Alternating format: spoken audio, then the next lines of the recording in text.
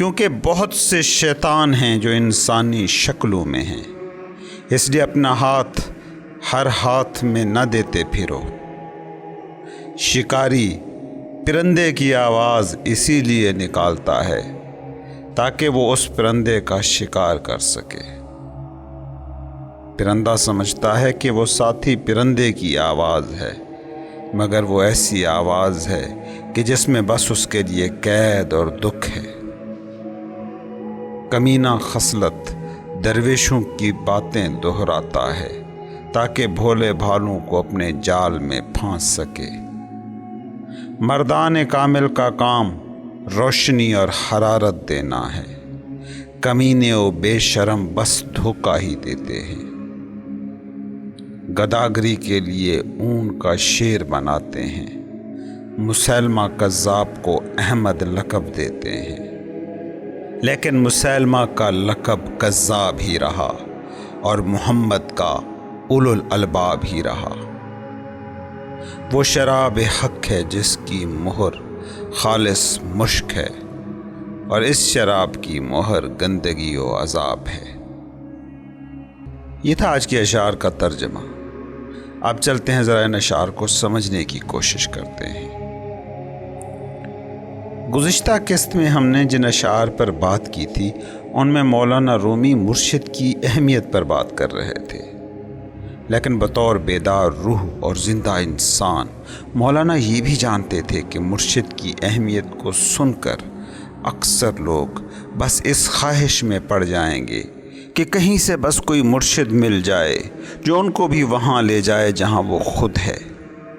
یہ خواہش کی زبان ہے، اور یہی خواہش کی زبان ہی تو ایگو کی زبان ہے، اور اس کا ایک بڑا بھیانک نتیجہ نکلتا ہے۔ اس بات کو پہلے سمجھنے کی کوشش کریں کہ ایک چیز کی ڈیمانڈ ہو اور وہ چیز حقیقت میں موجود نہ ہو یا کمیاب ہو تو پھر اس کی کاپیاں، اس کی نقلیں مارکیٹ میں بکنا شروع ہو جاتی ہیں۔ لوگوں کو غور سے دیکھو، چاہے وہ کسی بھی مذہب، کسی بھی فرقے کے ہوں، وہ مرشد، گرو، پیر کو ڈھونڈتے ملیں گے۔ اس کا مطلب یہ ہے کہ گرو، پیر، مرشد کی ڈیمانڈ تو ہے، مگر ایسے باشعور زندہ انسان بہت کمیاب ہیں۔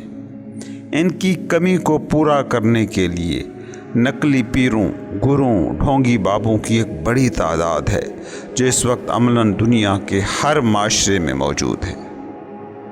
لوگ دماغ کے غلبے کے، اس کے شور کے اور اس کی تخلیق کی گئی پیچیدگیوں سے نجات چاہتے ہیں، اور امید کی ایک شمع جو ان کے پاس ہے وہ ہے یہ کہ کوئی گرو مل جائے۔ یہ دنیا اس وقت شارٹ کٹس ڈھونڈ رہی ہے۔ لوگ دل میں طلب تو نہیں رکھتے، جستجو میں تو نہیں پڑتے، لیکن شارٹ کٹس ڈھونڈتے ہیں، اور شارٹ کٹ یہ ہے کہ بس کوئی گرو مل جائے جو ان کو اس درد سے نجات دے دے جو مائنڈ تخلیق کر رہا ہے۔ وہ خود مرید کے مقام پر پہنچے بغیر پیر ڈھونڈنے میں لگے ہیں، اور اسی ڈیمانڈ کی وجہ سے نقلی بابوں، گروؤں اور پیروں کا دھندا اپنے عروج پر پہنچ چکا ہے۔ گزشتہ ایپیسوڈ میں مولانا رومی کی بات اس شعر پر ختم ہوئی تھی کہ فقیر ہزاروں روپ میں پھرتے ہیں، اس لیے خیال رکھنا اور پاس ادب رکھنا، کیونکہ اکثر بس پاس ادب ہی کسی کو اہل معرفت میں شامل کر دیتا ہے۔ آج کے اشعار میں مولانا رومی دوسرے پہلو کی طرف اشارہ کرتے ہوئے کہتے ہیں کہ ایسا بھی نہ ہو کہ کسی بھی ہاتھ میں اپنا ہاتھ دے دینا، کیونکہ بہت سے شیطان بھی ہوتے ہیں جو انسانی شکلوں میں پائے جاتے ہیں۔ اس شعر میں اصل میں مولانا جھوٹے پیروں اور ڈھونگی بابوں کی طرف اشارہ کر رہے ہیں۔ طریقت میں ہاتھ دینے کا مطلب ہوتا ہے بیعت کرنا۔ مولانا کہتے ہیں جب کسی کی بیعت کرنی ہو تو ذرا ذہانت سے یہ فیصلہ کرنا۔ اس کے بعد بہت ہی خوبصورت مثال دیتے ہوئے رومی کہتے ہیں کہ شکاری بھی پرندے کی آواز نکالتا ہے، لیکن اس آواز کا مطلب یہ نہیں ہوتا کہ وہ ساتھی پرندے کی آواز ہے، بلکہ اس آواز کا مقصد ہوتا ہے پرندے کا شکار کرنا، اور اس آواز پر اگر پرندہ لبیک کہے تو اسے قید اور دکھ کے سوا کچھ نہیں ملتا۔ مجھے یاد ہے ہمارے بچپن میں لوگ بٹیر کا شکار کیا کرتے تھے۔ اس شکار کا طریقہ یہ ہوتا تھا کہ وہ ٹیپ ریکارڈر میں بٹیروں کی آواز کو ریکارڈ کر لیا کرتے تھے اور لمبائی کے رخ میں ایک جال کی دیوار کھڑی کر کے اس کے پیچھے وہی ٹیپ رکھ کر چلاتے تھے۔ بٹیر جب اس ٹیپ کی آواز کو اپنے ہم نسلوں کی آواز سمجھ کر اس سمت میں اڑتے تھے تو وہ اس جال میں اٹک جاتے تھے۔ اپنی طرف سے وہ نجات کے لیے اڑتے تھے مگر قید ہو جاتے تھے۔